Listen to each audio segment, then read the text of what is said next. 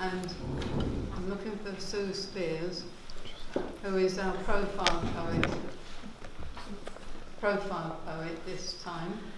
There's some very entertaining poems there, and you're on home territory with Southampton, so Peter is going to video, and I hope you will read a selection of your poems. Yep. They're all in South 70. I'd like to thank, first of all, the selectors, Richard Williams, who's here, and Maggie Sawkins, who isn't, who selected my first South poem, which I will read now. I also thank Richard for doing the introduction for me. My mum has two sisters. They married an Englishman, an Irishman, and a Scotsman. So I have a Scottish side of the family. I was on a family holiday and discussing recipes, and my cousin told me about Googa.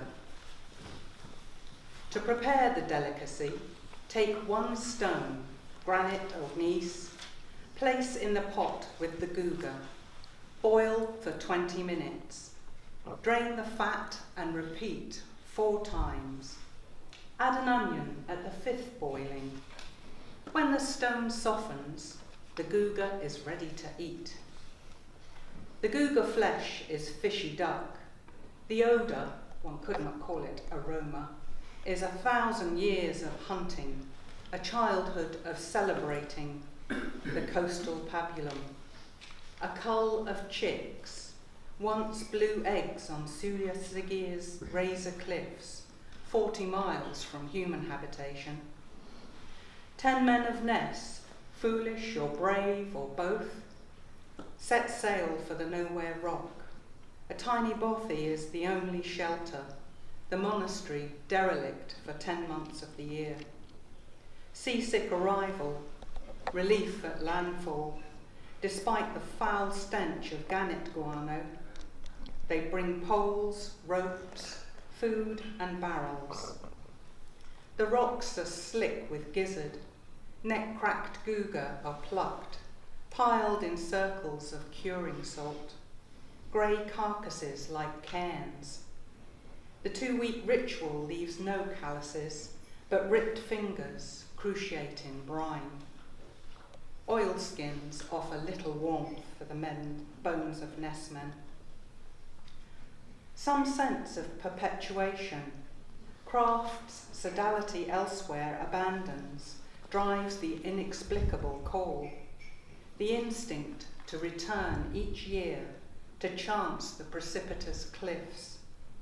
Proof of life by risking it, testing brawn, tenacity and species, a delicacy of survival.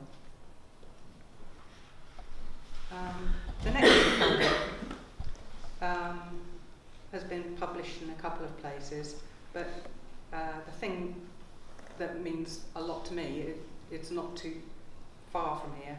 It was broadcast by BBC Radio Solent. Droplets.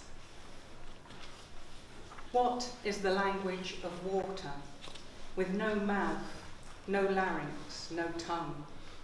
Does water speak?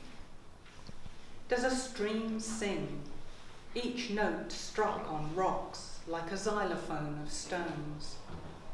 Does a waterfall guffaw, transmitting the joke down, fall about, laugh like a drain? Does rain gossip, spread its tittle-tattle, spit spittle at breezes rumour through corn? Does the sea show anger, thumping waves, crashing breakers, churning undercurrent? Does a lake convey stoicism, silent shifts of depth, reply, nothing's wrong, when you know it is? The final poem I'll read is the final poem in a little pamphlet I had published by Hedgehog Press. It's called A Wallet of Creature Poems, and it is available in the foyer. When I become a rhino. it has a word in it, askari wakifaru, which is Swahili for an oxpecker bird. When I become a rhino, I'll fill out 20-fold, grow solid as an anvil. The horizon of me will cross the far savannah. My mouth will grow wide, keratin thicken upwards. I'll develop rough bark, tarmac, dermal armour.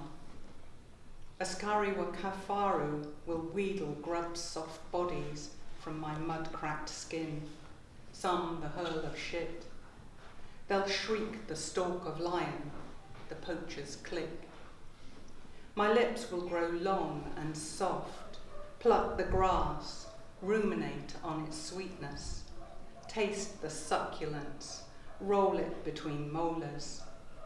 My tongue will be slick with its juice and molten with the sun's beat.